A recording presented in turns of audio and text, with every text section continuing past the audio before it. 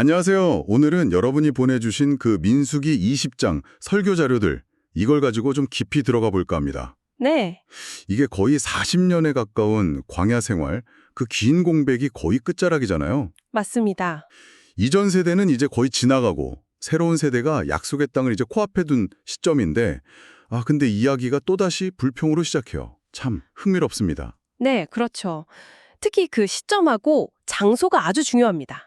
장소요? 네, 38년 전에 바로 그 가데스 바냐, 거기서 불신 때문에 약속의 땅에 못 들어갔잖아요. 맞다. 거기였죠. 네, 그 긴 시간이 흘렀는데 바로 그 실패했던 장소에서 비슷한 패턴이 또 반복된다는 거, 이게 우리한테 시사하는 바가 좀 큰 것 같습니다. 정말 그러네요. 아니 38년 동안 이전 세대가 하나님의 진노로 쓰러져 가는 걸 매일 봤을 거 아니에요? 그렇죠, 봤겠죠. 그런데 가나안 입성을 바로 앞에 두고 또 물이 없다고. 어휴, 심지어는 뭐 차라리 죽는 게 낫겠다. 이렇게까지 말하니까 왜 이렇게 반복될까요? 글쎄요, 이게 그냥 뭐 인간의 본성이다 이렇게만 말하기는 좀 부족한 것 같고요. 네. 어쩌면 아무리 큰 교훈, 뭐 세대 전체가 죽는 그런 충격적인 경험을 했어도요. 당장 눈앞에 닥친 불편함, 여기선 물 부족이죠. 음. 이게 과거의 그 뼈아픈 교훈마저도 너무 쉽게 잊게 만드는 것 같습니다. 특히 그 실패했던 바로 그 장소에서요. 그 세대의 기억이라는 게 개인의 어떤 즉각적인 고통 앞에서는 참 약할 수 있구나. 뭐 이런 생각도 들게 하죠. 그러네요. 자, 백성들이 그렇게 원망하니까 하나님께서 모세에게 지팡이를 가지고 반석에게 명에서 물을 내라. 이렇게 말씀하시죠. 네, 명해서. 근데 모세는 화를 내면서 반석을 그냥 2번 내리치잖아요. 물론 뭐 리더로서 수십 년간 같은 문제로 시달렸으니까 인간적으로는 뭐 이해가 가기도 합니다만. 맞습니다. 그 감정 자체는 충분히 이해할 수 있죠. 정말 지긋지긋했을 수도 있어요. 그렇죠. 하지만 결과는 아시다시피 모세와 아론 역시 가나안에 들어가지 못하게 된 것이었죠.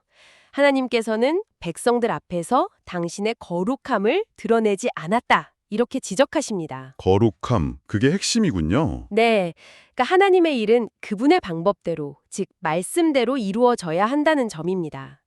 하나님은 말씀으로 어떤 창조적인 역사를 이루길 원하셨는데 모세는 그 순간 인간적인 분노 또 힘으로 그 2번 내리치는 행위로 문제를 해결하려고 했던 거죠.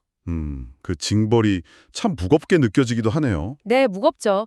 하지만 이게 뭐 모세나 아론이 하나님께 완전히 버림받았다 이런 의미는 아닙니다. 그건 아니군요. 네, 또 어떤 해석에서는 모세가 율법 시대를 상징하고 그래서 그의 역할이 가나안 입성 직전에 끝나는 것이 좀 상징적으로 보여주는 거다 이렇게 보기도 하고요.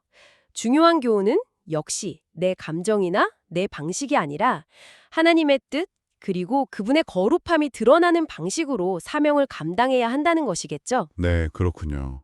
이 모세와 아론의 리더십이 시험받은 직후에 이스라엘 백성들이 또 다른 도전에 부딪히네요. 네, 가나안으로 가는 좀 빠른 길, 지름길인 에돔 영토를 통과하게 해달라고 요청하는데 형제민족인 에돔이 거절하잖아요. 그렇죠. 매몰차게 거절하죠. 그런데 의외로 싸우지 않고 그냥 먼 길로 돌아가요. 이건 또 어떻게 봐야 할까요? 몇 가지 가능성을 생각해 볼 수 있을 것 같아요. 네. 일단 첫째는 신명기에서 하나님이 에돔 자손과는 싸우지 말라고 하신 그 명령을 기억하고 순종했을 수 있습니다. 명령이 있었군요. 네. 그리고 둘째는 과거에 자기들 생각대로 불순종해서 가나안 정복하려다 실패했던 그 경험 있잖아요. 네, 있었죠. 그걸 통해서 이제 하나님의 때와 방법을 기다리는 법을 조금은 배웠을 수도 있겠다. 뭐 이런 추측도 가능하고요. 아마도 이 길이 막혀도 하나님께서 다른 길을 열어주실 거라는 그런 신뢰가 있었을 수도 있습니다. 물 문제 때랑은 좀 다른 태도네요. 맞아요. 그게 좀 흥미로운 점이죠. 물 문제 앞에서는 그렇게 조급하고 불평으로 실패했는데 길이 막히는 문제 앞에서는 다른 태도를 보였다는 겁니다. 네. 이게 우리 삶에서도 좀 생각해 볼 지점인 것 같아요. 당연하다고 생각했던 길, 혹은 뭐 지름길이라고 생각했던 게 딱 막혔을 때 좌절하거나 막 부딪혀 싸우기보다 하나님께서 더 좋은 길을 예비하셨거나 아니면 지금은 기다릴 때인가 보다 이런 믿음으로 좀 방향을 전환하는 지혜? 이런 걸 보여주는 게 아닐까 싶습니다. 지름길이 아니더라도 하나님을 신뢰하면 흔들리지 않을 수 있다는 거죠. 와, 그렇군요. 자, 그리고 이 자리의 마지막은 대제사장 아론의 죽음, 그리고 그의 아들 엘르아살에게로 그 직분이 넘어가는 장면으로 끝납니다. 아론 역시 모세처럼 가나안 땅을 밟지는 못하고 생을 마감하네요. 그렇습니다. 모든 사명, 또 모든 역할에는 끝이 있다는 걸 다시 한번 생각하게 하죠. 네. 아론의 죽음과 엘르아살의 승계는 단순히 리더십 교체 이런 걸 넘어서 믿음의 유산이 다음 세대로 잘 이어져야 한다는 걸 보여주는 아주 중요한 장면입니다. 아, 다음 세대로의 연결이군요. 네. 자신의 역할에 끝이 있다는 걸 아는 사람은 지금 맡은 사명을 더 겸손하게 감당하고 또 다음 세대를 위해서 좋은 본을 남기려고 노력하게 되겠죠.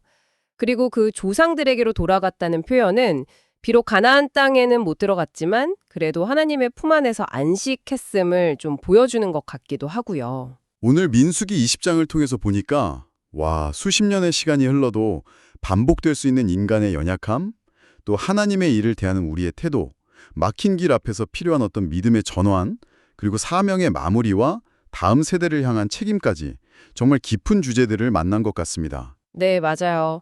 이스라엘 백성들의 그 여정 속에서 어쩌면 지금 우리의 모습을 발견하셨을지도 모르겠습니다. 결국 중요한 것은 하나님의 방법, 그리고 하나님의 때를 신뢰하면서 맡겨진 자리에서 충실하고 또 겸손하게 다음을 준비하는 그런 자세가 아닐까 싶네요. 네, 정말 수천 년 전의 기록인데도 오늘 우리의 삶에 여전히 많은 질문과 도전을 던져주는 이야기입니다. 여러분은 오늘 저희가 나눈 이야기들 속에서 현재 여러분의 삶이나 또 주변 세상과 가장 강하게 이렇게 공명하는 패턴은 무엇이라고 느끼셨나요? 다음 만남까지 한번 조용히 곱씹어 보시는 것도 좋겠습니다.